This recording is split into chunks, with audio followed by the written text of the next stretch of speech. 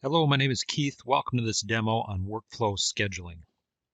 The Infor OS platform contains a component called workflow. It is a business process automation solution, and workflows can be triggered in many ways. On the left, you can see it can be triggered by APIs, manually, by other workflows, from a link and an alert, due to an activation policy, or what we're going to talk about today is a scheduler. Schedulers trigger workflows based on time. Let's take a look at how this works. I've logged into the Infor application and my start page is set to a home page, but I want to transfer over to the ION desk where we administer ION. And I want to go into the Monitors and Workflows menu and click on Workflow Schedules. When I come to that page, I'll see any existing workflow schedules that I've already created and a big Add button. That button is how we start or create new workflows. And so I can call this whatever and give it a description, and then start scheduling out how often this workflow should run. And so I pick my time zone, my start time and date, how often this should run. So starting with there's no end date, it runs forever, or it ends after a certain number of times, or it ends on a certain date and time. This should look very familiar to you. It's the same type of interface for scheduling a meeting in your desktop calendar application. The scheduling details below the schedule type.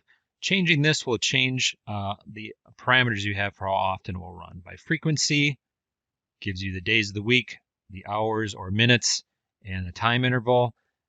But for example, if you choose yearly, then we're choosing on a specific month, a specific day, or a day of the week, and a time for that. Once we set these options up, we can also generate a preview to see, what are the next three times that this workflow is going to run, just to give you a sanity check and make sure what you're selecting here is what you expect. Once I set up those schedule parameters, then I just choose the workflow that I'm going to start. And I have three options. If these are long-running workflows, I can say that I want to allow them to run in parallel, meaning if the first instance of a workflow runs and it's still running by the time the next scheduled workflow starts, it's okay. Let them run in parallel, let as many as you need to run at the same time. Or we can cancel the previous running workflow if it's still running and the next one is scheduled to start so that they don't interfere with each other. Or I can just skip this workflow instanced if a previous one is already running. Those are my options.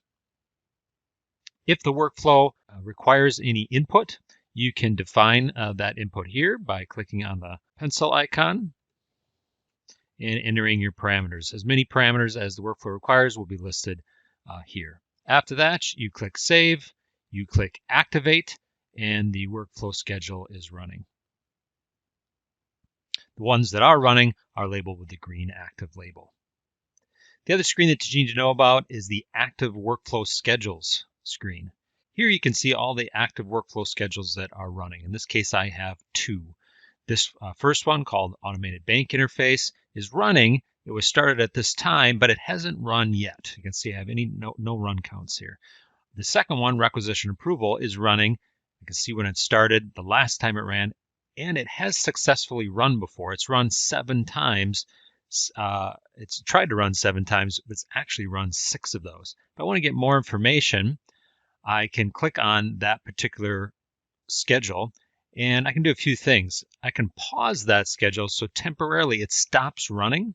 Any existing workflows that have been kicked off will continue to run, but the schedule itself will stop triggering new workflows. So I can hit pause, and then when I'm ready to start that schedule back up again, I can click resume. Workflow instances will give me a list of all those running workflows so I can drill into them from here and see exactly what's happening into each one of those workflows. But if I go back, click on that requisition again, the most details in this last button here that says Details. Here I can see all the information about this schedule. I can see each run of the schedule and what happened. We said before that there were 7 attempts, but 6 running. Well, we can see why. The first one, it failed to run because the workflow itself wasn't activated. So we can see the detail there. And we also have links to drill into each instance that started so we can get details about that run. I hope this overview of Infor workflow scheduling was helpful.